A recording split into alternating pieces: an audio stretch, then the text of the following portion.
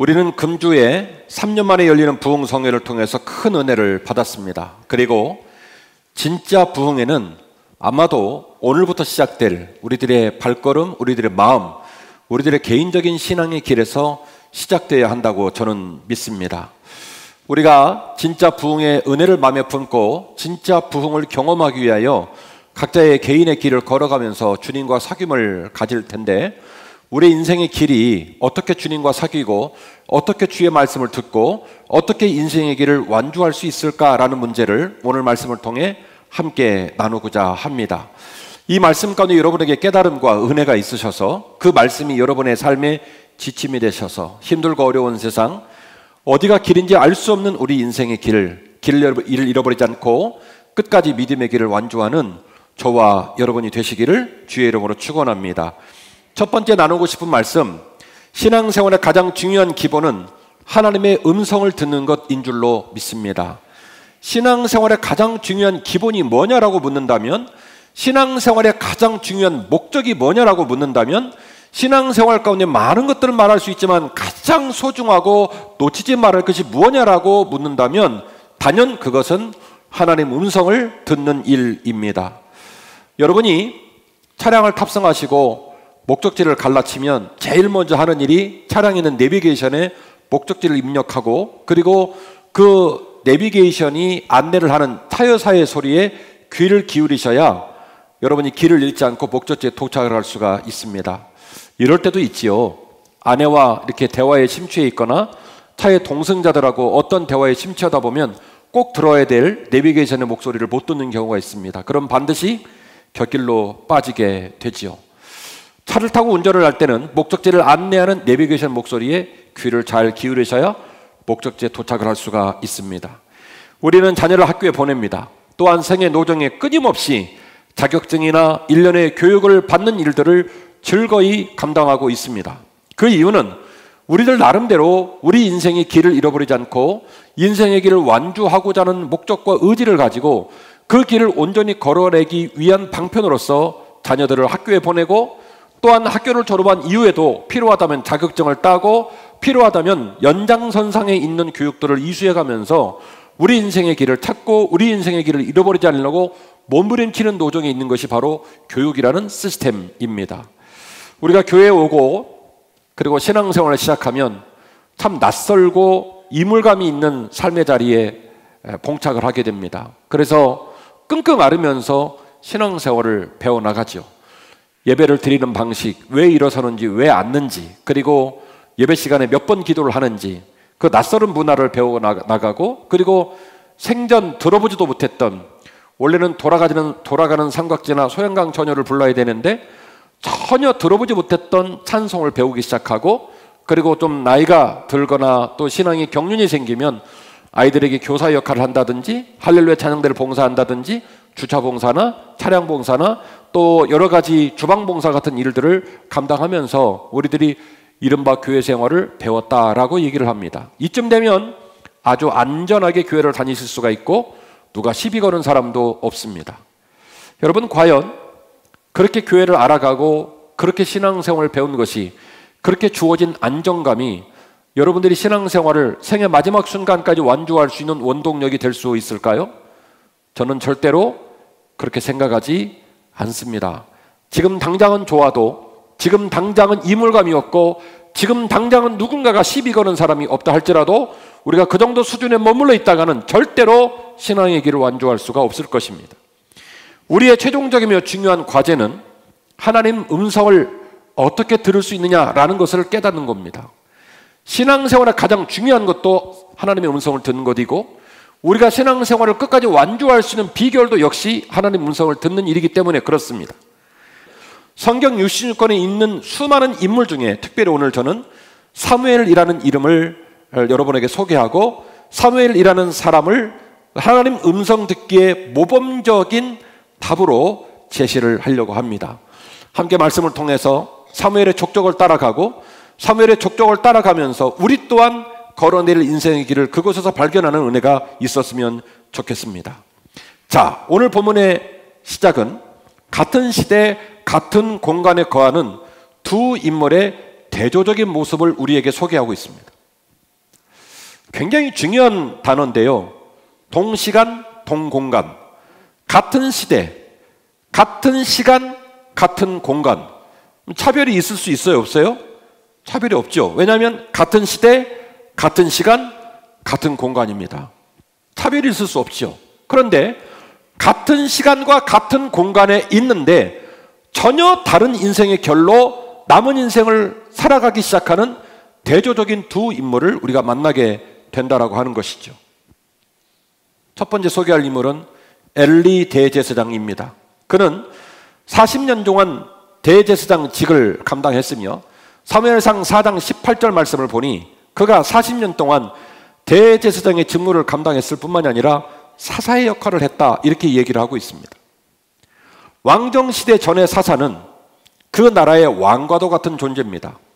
대사사는 그 나라의 민족의 국군을 책임지고 전쟁을 치르거나 국가적 사안들을 해결하는 일을 감당을 했고, 소사사들은 백성들을 가르치고 주의 교양과 훈계로 양육하는 일들을 감당을 했습니다. 이처럼 왕정시대 이전의 사사는 백성들에게 매우 중요한 지도자이었죠. 엘리 대제사장이 얼마나 좋은 사람, 얼마나 쓸만한 사람이었으면 그는 무려 40년 동안 대제사장의 직무를 감당했을 뿐만이 아니라 이스라엘의 사사로 활동을 했노라고 사무엘상 4장 18절 말씀은 우리에게 들려주고 있습니다. 그런데요, 이제 그는 머리가 백발이 되고 나이가 많이 먹어 육신의 눈이 어두워졌을 뿐만이 아니라 영적인 눈까지 어두워져 하나님 말씀을 더 이상 분별치 못하는 참으로 기가 막힌 상황에 놓이게 되었습니다. 그는 오랫동안 하나님 음성을 잘 들었고, 그는 오랫동안 하나님 음성을 들으며 동행을 해왔지만 이제는 그 음성이 들리지 않는 아주 고리무원한 불쌍한 사람이 되고 말았습니다. 본문의 말씀 3장 1절 말씀을 소개합니다. 아이 사무엘이 엘리 앞에서 여호와를 섬길 때에는 여호와의 말씀이 귀하여 이상이 흔히 보이지 않았더라. 잠시 띄워주십시오. 여러분, 3장 1절 본문의 말씀은 어떤 특정 인물을 특정하고 있지 않습니다. 이 시대가 하나님 음성이, 하나님 말씀이 희귀하여 의상을 볼 수 없는 시대였다라고 아주 보편적이고 일상적인 이야기를 기록한 것처럼 보입니다. 그러나 제 눈에는 3장 1절 말씀이 아이러니하게도 특정 인물을 특정하고 있다는 것이, 그 특정 인물에게 혐의를 두고 있다는 것이 아주 명백하게 저는 느껴집니다.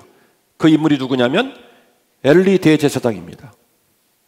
3장 1절 말씀에 여호와를 섬길 때 여호와의 말씀이 희귀하여 이상이 흔히 보이지 않았다라는 말은 이 말씀을 읽고 있는 독자들 모두에게 해당되는 말이 아니라 이 엄청난 사명을 감당하고 이 엄청난 역할을 했어야 하는 엘리 대제사장에게 더 이상 그런 일이 나타나고 있지 않아서 희귀한 일이 되었고, 그리고 더 이상 이상이 흔히 보이지 않는 어려운 상황이 보여졌다는 이런 맥락으로 3장 1절을 해석하는 것이 온당하다고 보는 것입니다. 이어지는 2절입니다. 엘리의 눈이 점점 어두워져 가서 잘 보지 못하는 그때에 자기 처소에 두었다. 이렇게 오늘 본문은 시작을 하고 있습니다. 도대체 무슨 연유로 이런 일이 벌어지고 있을까요? 사무엘상 2장 22절입니다. 엘리가 매우 늙었더니 그의 아들들이 온 이스라엘에게 행한 모든 일과 회막문에서 수종드는 여인들과 동침하였음을 듣고 그들에게 이르되 너희가 어찌하여 이런 일을 하느냐? 내가 너희 악행을 이 모든 백성에서 듣노라. 내 아들들아, 그리하지 말라. 내게 들리는 소문이 좋지 아니하니라. 너희가 여호와의 백성으로 범죄하게 하는도다. 사람이 사람에게 범죄하면 하나님이 심판하시려거니와 만일 사람이 여호와께 범죄하면 누가 그를 위하여 간구하겠느냐 하되 그들이 자기 아버지의 말을 듣지 아니하였으니 이는 여호와께서 그들을 죽이기로 뜻하셨음이더라. 예. 사무엘상 2장 22절 말씀 보니 엘리 대제사장의 가문이 참으로 아주 절치부심인 어려운 상황에 놓여 있다는 것을 알 수가 있습니다. 엘리는 권면합니다. 그러지 말라고. 그러면 안 된다고. 그러나 그 언어의 진심, 그 언어에 담겨진 결연함, 그 언어에 담겨진 엘리 제사장의 강력한 의지를 우리는 알 길이 없습니다. 일반적 기술이기 때문입니다. 과연 이 얘기가 면피성 발언인지 아니면 진심이 담긴 목숨을 건 이 자녀들을 향한 권면인지 알 길이 없습니다. 그런데 말이죠, 이 사무엘상 2장 22절 이하의 권면이 지극히 그가 육신의 눈이 어두워졌을 뿐만이 아니라 영적인 눈도 어두워져 지극히 면피성 발언으로 끝나고 말았다는 사실들을 정확하게 알 수 있는 본문이 등장을 하게 됩니다. 사무엘상 3장 13절 말씀인데요, 이렇게 기록되어 있습니다. 내가 그의 집을 영원토록 심판하겠다고 그에게 말한 것은 그가 아는 죄악 때문이니 이는 그가 자기 아들들이 저주를 자청하되 금하지 아니하였음이니라. 방금 여러분에게 소개한 사무엘상 2장은 엘리 대제사장이 직접 한 얘기고요, 사무엘상 3장 13절 말씀은 엘리 대제사장의 관측이 아니라 하나님께서 엘리 대제사장의 집에 관하여 정확하게 하신 말씀입니다. 하나님 이렇게 말씀하십니다. 내가 그의 집을 영원토록 심판하겠다고 그에게 말한 이유는 그가 아는 죄악 때문이다. 어디를 인용하고 있습니까? 사무엘상 2장 20절 이하를 인용하고 있겠지요? 하나님 말합니다. 그가 아는 죄악 때문인데 이는 그가 자기 아들들이 저주를 자청하는 죄를 짓고 있음에도 불구하고 그는 그것을 금하지 아니했다. 이는 살아계신 여호와 하나님의 말씀이십니다. 얽힌 물속은 알아도 한길 사람 속은 모른다는 말이 있지요. 그러나 회전하는 그림자가 없으신 하나님은 무지, 무소, 부지하신 분입니다.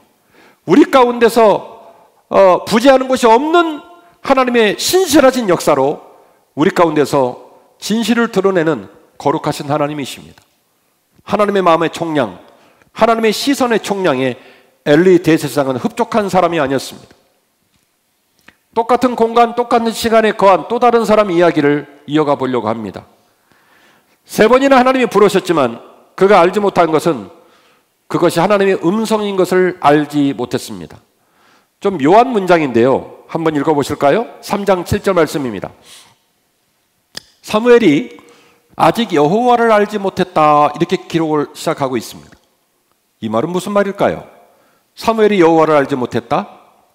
잘 아시는 바와 같이 한나는 그가 자녀를 낳지 못하여 눈물로 기도하여 얻은 금쪽 같은 아들입니다. 하나님께 서원하고 약속했습니다. 그 아들을 성전에 드리겠노라고. 사무엘은 어렸을 때부터 성전에서 장뼈가 굵은 사람입니다. 정확하게 말하면 성막의 후기 시대가 되겠죠. 하나님께서 사무엘을 부르셨는데 사무엘은 본문 띄워주세요. 여호와를 알지 못했다는 거예요. 어렸을 때부터 성전에서 말씀을 듣고 말씀을 양육하고 오직 말씀을 따라 사는 사무엘이 어떻게 여호와를 몰랐을까? 하나님을 알지 못했다라는 말은 그가 초월적인 하나님의 말씀, 그에게 직접 하는 하나님 말씀, 그 하나님을 아직 경험하지 못했다는 것이지, 말씀을 통한 하나님, 유대법에 의한 하나님의 전통과 유산, 그리고 율법을 지켜나가는 하나님에 대한 부분들은 이미 충만하게 총량을 채우고 있는 상황이었습니다. 그럼에도 불구하고 그가 아직 여호와를 알지 못했다라는 표현을 쓴 이유는 여호와의 말씀이 아직 그에게 초월적으로 직접적으로 드러난 적이 없기 때문에 이런 표현을 쓴 겁니다. 평생에 하나님 말씀을 들었던 엘리는 그를 한 번 부르고 2번 부르는 과정 속에서 도대체 누가 자기를 부르는지를 몰라서 목소리를 내면 들릴만한 곳 좀 떨어져서 잠을 자고 있던 사무엘이 얼른 일어나서 엘리 대제사장에 달려가서 묻습니다. 스승님, 저를 부르셨습니까? 엘리 대제사장이 2번이나 부르지 않았다는 거절을 하면서 나중에 그는 깨닫게 됩니다. 40년 동안 나를 부르시고 40년 동안 음성을 들려주시고 40년 동안 동행해 주신 하나님께서 내게 더 이상 말을 걸어주지 않고 있지만 지금 어린 사무엘을 부르고 있구나. 사무엘상 3장 3절 이하의 본문을 보면 엘리 대제사장은 그래서 권면합니다. 또다시 너에게 너를 부르는 음성이 들리거든 너는 이와 같이 대답하라. 주여, 제가 여기 있나이다. 말씀하옵소서. 10절 말씀입니다. 여호와께서 임하여 서서 전과 같이 사무엘아 사무엘아 부르시는지라. 사무엘이 이르되 말씀하옵소서, 주의 종이 듣겠나이다 하니. 같은 공간, 같은 시간 안에서 끔찍하게도 교차되는 인생의 변곡점을 맞이하는 두 사람을 보게 됩니다. 한 사람은 40년 동안 참 하나님과 교제 잘했고 하나님 음성도 잘 들었고 그래서 신앙생활이 참 보람있고 값진 삶이었습니다. 근데 더 이상 그런 하나님 음성을 들을 수가 없습니다. 한 사람은 아직은 어린아이입니다. 유대의 교훈과 율법을 지켜나가고 있고 말씀을 통하여 하나님에 관하여 많이 배웠습니다마는 그러나 자기가 알고 있는 말씀을 통한 하나님을 뛰어넘어 초월적으로 내게 말씀하신 하나님을 아직은 경험한 적이 없는 사람. 성경은 말하기를 그 시대가 이상이 흔하지 않았다. 그 시대는 하나님이 침묵하는 시대였다고 말해서 어디에서도 하나님의 음성을 들을 수 없다라고 하는 절망적 기운이 만연한 그 역사의 폭발, 그 역사의 폭발에 같은 공간, 같은 시간 속에서 뜻밖에도 하나님의 음성을 듣는 엄청난 은혜를 경험하는 한 어린아이가 등장을 하니 그 아이의 이름이 사무엘이었다라고 하는 것입니다. 사무엘상 3장 3절 말씀입니다. 하나님의 등불은 아직 꺼지지 아니하였으며 사무엘은 하나님 궤에 있는 여호와의 전 안에 두었다. 여호와의 등불이 아직 꺼지지 않았단 말은 이른바 이스라엘의 촛대를 말하는 것인데 가운데 촛대가 있고 6가지가 있어서 합치면 7개 촛대가 있는 메노라라고 하는 유명한 여호와의 임재를 말하는 촛대가 있습니다. 그 촛대에 계속 불이 붙어 있어야 됩니다. 아직 등불이 꺼지지 않았다라는 말은 신학자들은 어떻게 해석하냐면 밤새 촛불을 붙이고 일을 진행하다가 거의 새벽 미명에 까딱 잘못하면 꺼질 수 있는 그 깊은 밤이었다라고 해석을 합니다. 그 깊은 밤에 여호와의 궤 앞에 잠을 자고 있던 사무엘을 하나님이 부르셨다는 것이죠. 그리고 사무엘이 첫 번째 들었던 얘기는 대단히 끔찍한 얘기였습니다. 생전 처음 들었던 여호와의 음성의 내용들은 대단히 입에 담을 수 없었던 끔찍한 내용이었습니다. 내가 엘리 대제사장의 가문의 폐악질과 그 폐악의 총량이 정도를 넘는 걸 보고 내가 엘리 대제사장의 가문을 징벌하겠다. 그 집안을 버리겠다는 얘기를 들었던 겁니다. 어린 사무엘에게도 그런 지혜가 있었나 봐요. 그는 입에 철통 자물쇠를 채웁니다. 죽어도 입을 열지 않습니다. 엘리가 계속 사무엘에게 말합니다. 네가 들은 얘기가 뭐냐? 그렇게 얘기를 하는데 끝까지 사무엘이 말을 안 합니다.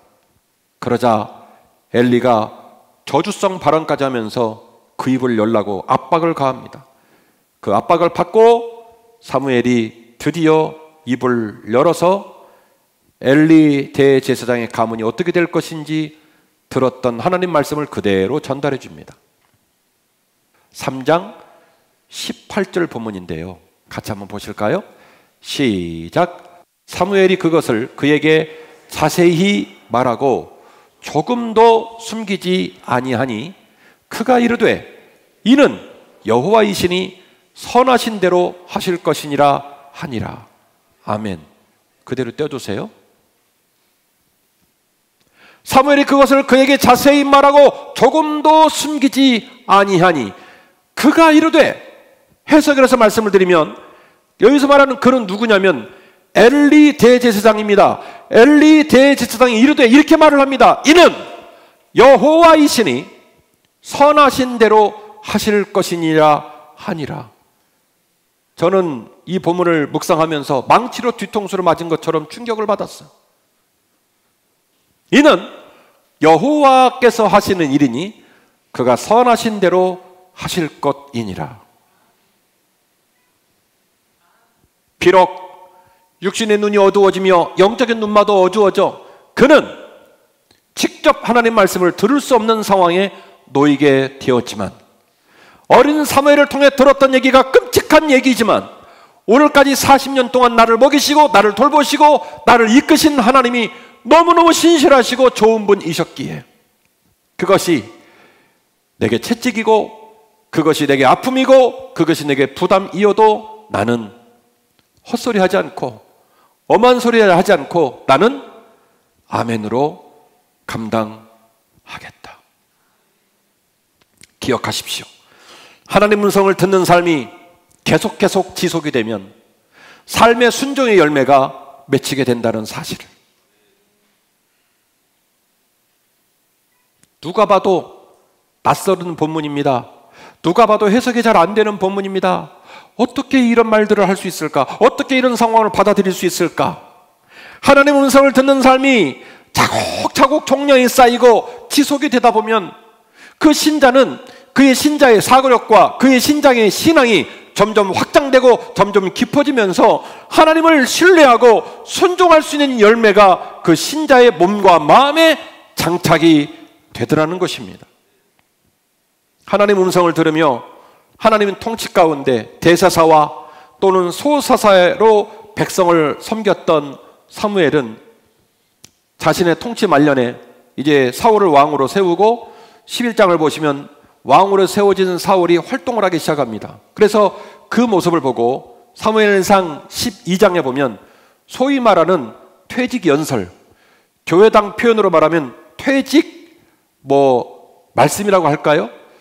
퇴직을 준비하며 마지막 퇴직의 전언을 백성들에게 남긴 본문이 사무엘상 12장에 나온 내용인데요.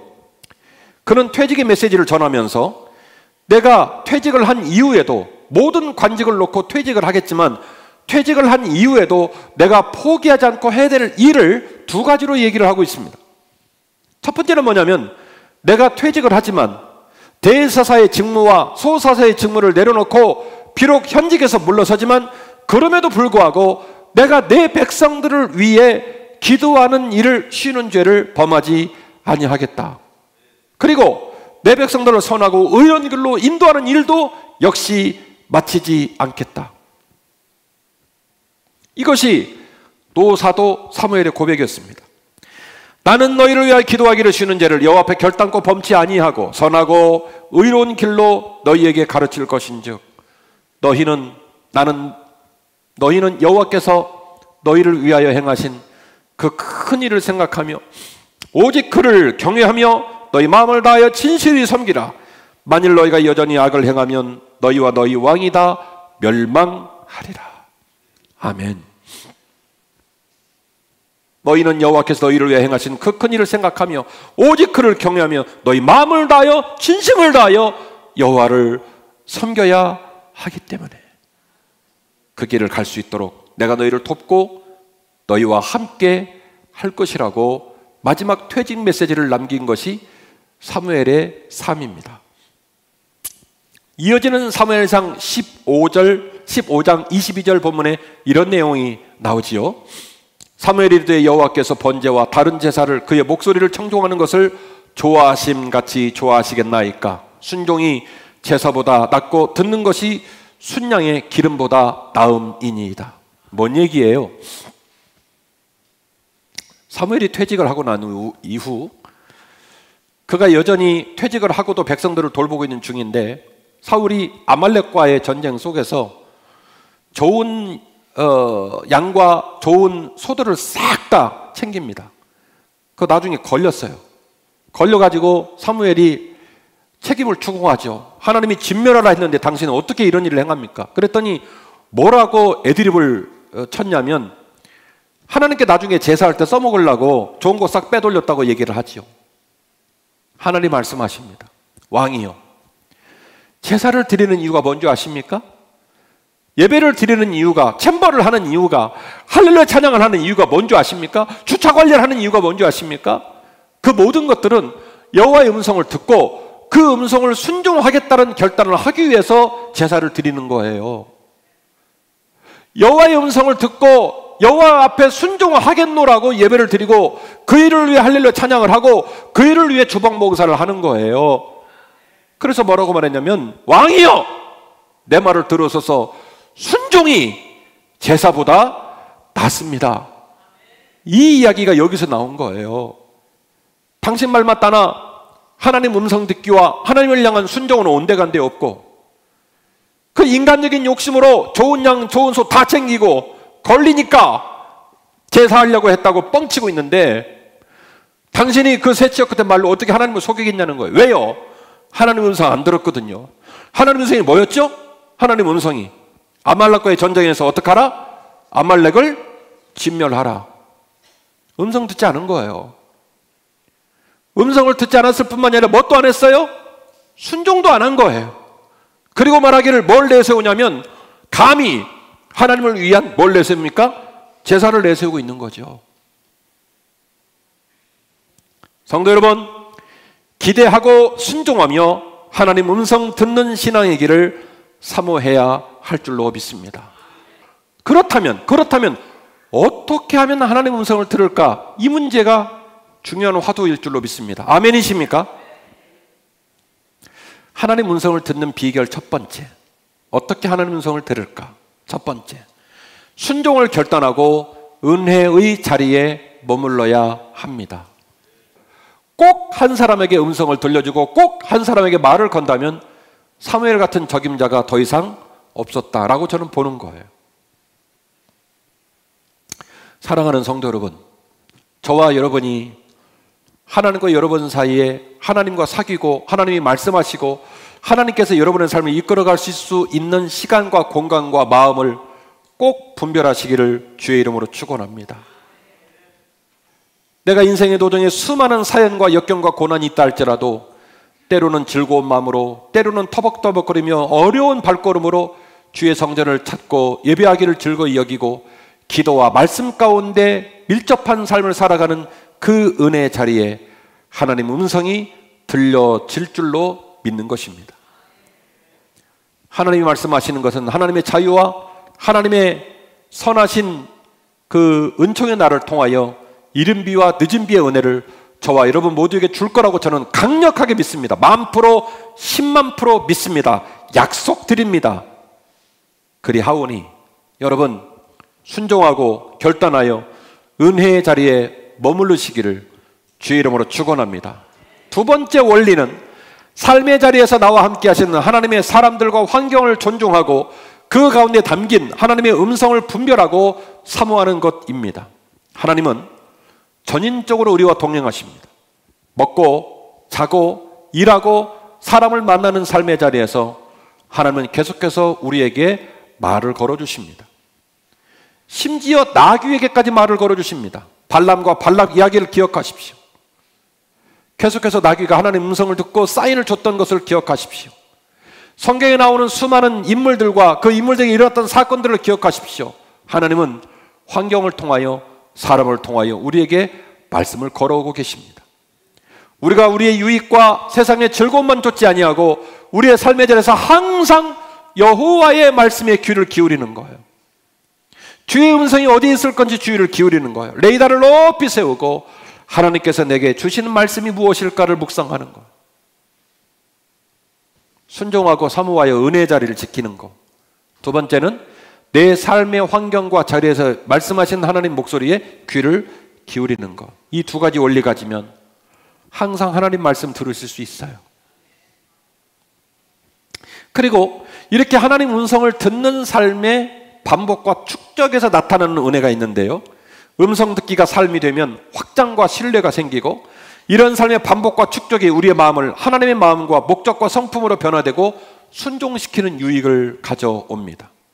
하나님 음성 듣기가 반복되고 하나님 음성 듣기가 축적되고 하나님 음성 듣기 총량이 차고 나면 사람의 의식과 신앙의 범주가 확장이 됩니다.